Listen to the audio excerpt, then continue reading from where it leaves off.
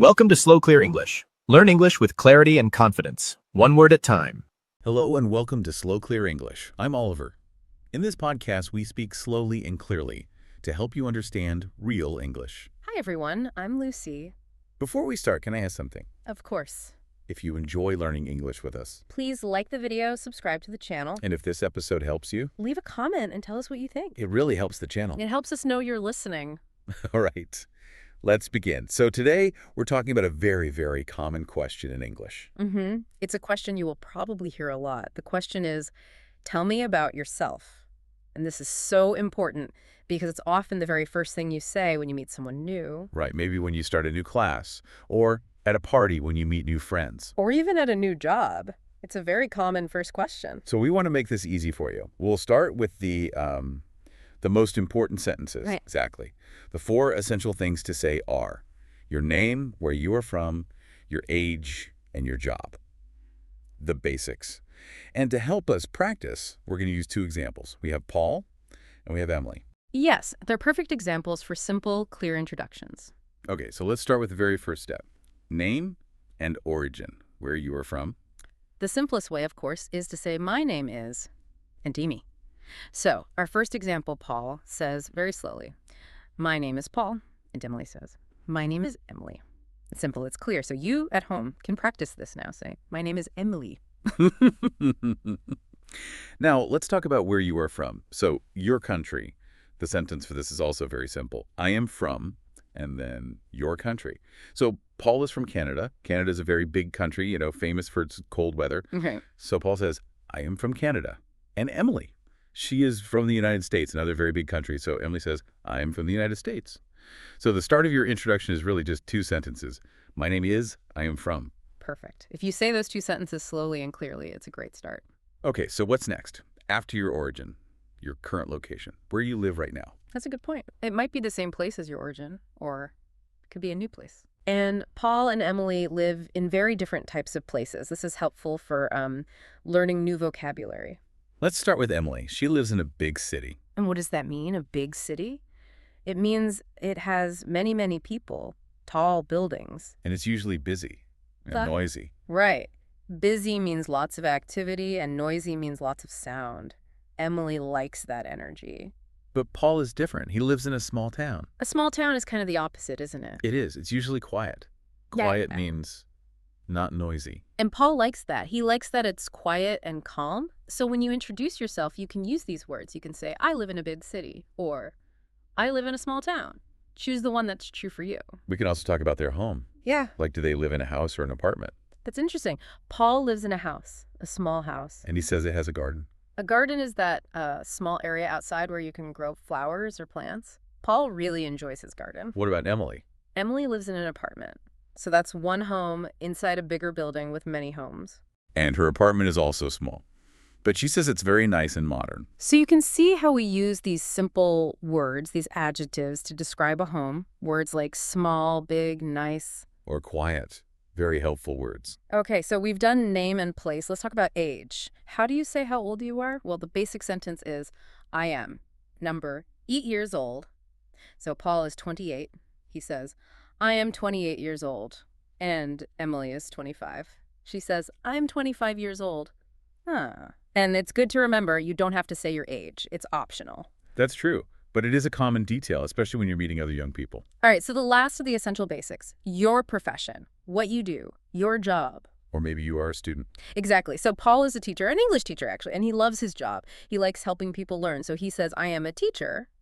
And Emily, she's a student. What he studies, she studies art. So Yeah. she learns about drawing and painting. She says, I am a student. So you have Paul, the teacher, and Emily, the student. A perfect team for learning English. That's right. And if you were listening, you are probably a student too. So you can use that sentence, I am a student, or I am learning English. Okay, let's just summarize those four essential things one more time, very slowly. Good idea. So, name. My name is. I live in a small town. I am 25 years old.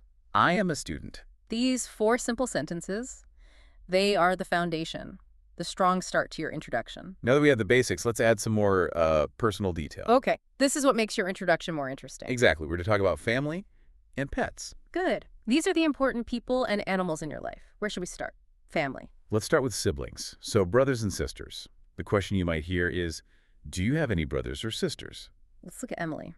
She has one brother. His name is Tom, and he is 29 years old. And she uses a very important word here. She says he is her older brother. Right. Older. He is 4 years older than her. So she says, I have one older brother.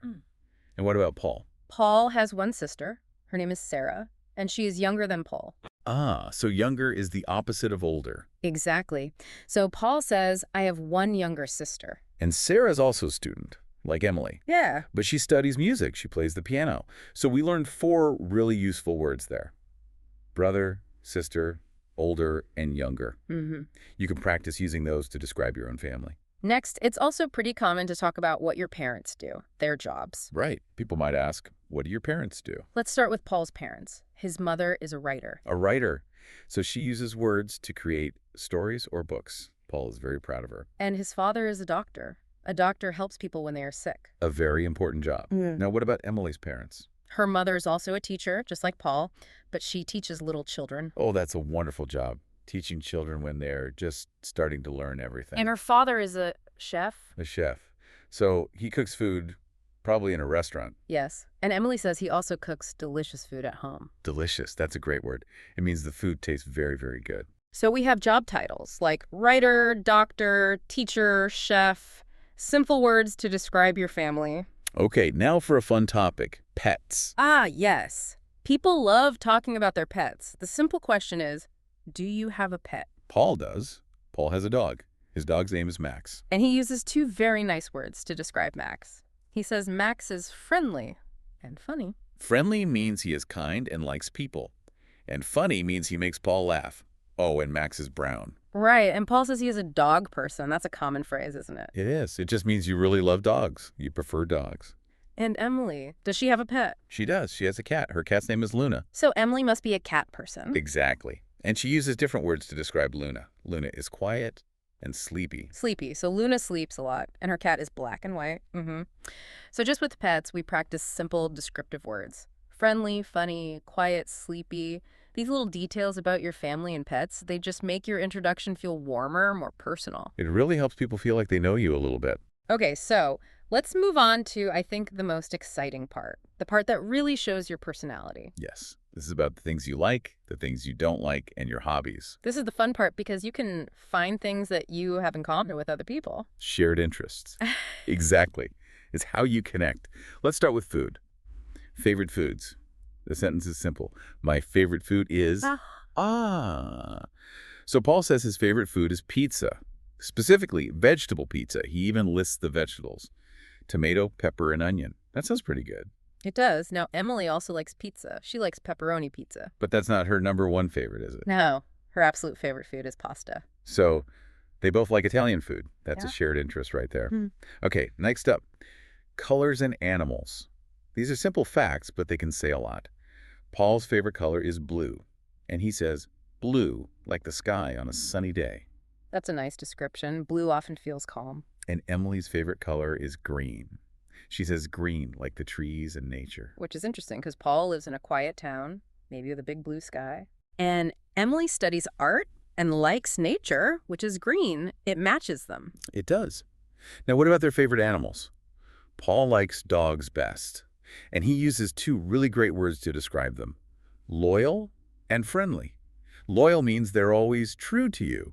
And friendly, well, we know that one. Nice to everyone. And Emily, the cat person, likes cats best. She uses 2 different words. She says they are elegant and independent. Elegant means beautiful and graceful, and independent means they are happy on their own sometimes. They don't always need attention. See how just choosing a few simple words really helps to describe something and show what you value. It's great practice. All right, let's talk about hobbies, things you do for fun. In your free time, maybe on the weekend, you can say, my hobby is, or I like to. Emily is an art student, so it's not a surprise that her main hobby is painting. Right. She says she paints every weekend to relax, to feel calm and not stressed. She also likes to read books, especially adventure stories, exciting stories. And what about Paul's hobbies? He has 2 main ones. First, he loves listening to music. He likes old rock music. And second, he likes playing sports. He plays soccer with friends every Saturday. It sounds active. They also have a shared interest, a hobby they both like. Oh, yeah. What is it? They both like watching movies. Ah, okay. They especially like comedy movies because they love to laugh. And Emily also likes animated movies, movies made with drawings. Listing your hobbies is such a great way to start a conversation. It really is. If you say, I like to paint, the other person can ask a question right away. But showing your personality isn't just about the things you like, it's also about what you don't like. That's a very good point. It's totally okay to talk about dislikes. It gives people more information about you. The phrase is simple, I do not like. So, for food dislikes, Paul does not like olives. He finds them too salty. And Emily does not like spicy food, hot food, like with chili peppers. She prefers mild food. What about activities they don't like? Paul says he does not like waiting in long lines. Well, who does? Waiting is boring. So true. And Emily does not like waking up very early. She likes her sleep. She is not a morning person. So using I like and I do not like together really gives a full picture of who you are. Okay, so we have learned so many things about Paul and Emily. Their name, job, family, pets, likes, dislikes. Wow, that is a very long list. It is, and if you say all of that at once, it might be too much information for someone. Yes, and that brings us to a really important tip.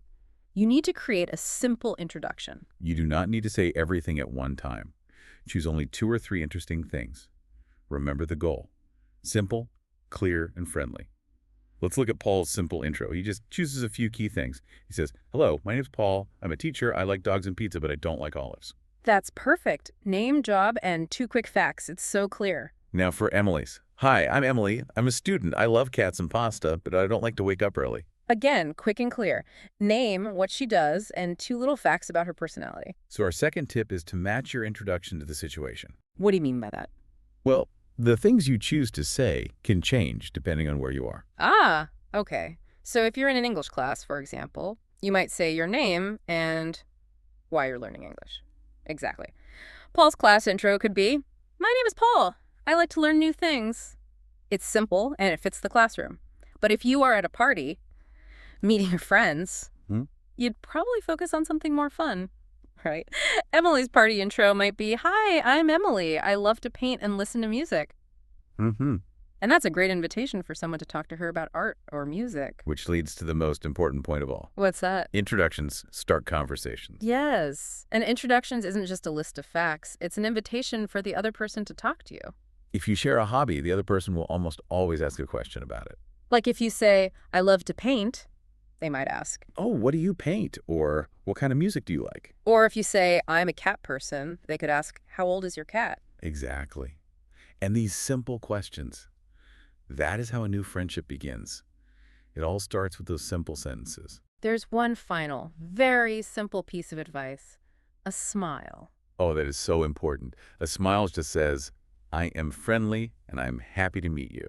So for our final thought for you, our listener, we want you to practice. Think about one new detail about yourself, something we didn't talk about with Paul and Emily. Like maybe your favorite season, summer, winter, spring, autumn. Or your favorite place to visit. How would you say that one new fact in simple, clear English? Keep practicing. Repetition is really the key. Write down maybe 4 or 5 sentences about yourself and practice saying them slowly every day. The more you practice, the easier it becomes. And remember, when you're speaking English, take your time. Don't rush. Slow and clear is always the best way to be understood. That's all for today. Yes, but don't stop here. Take your time and listen again if you need. And practice a little every day. If you liked this episode, Please like the video and subscribe. and tell us in the comments. What was easy and what was difficult? We love reading your comments. And we read all of them.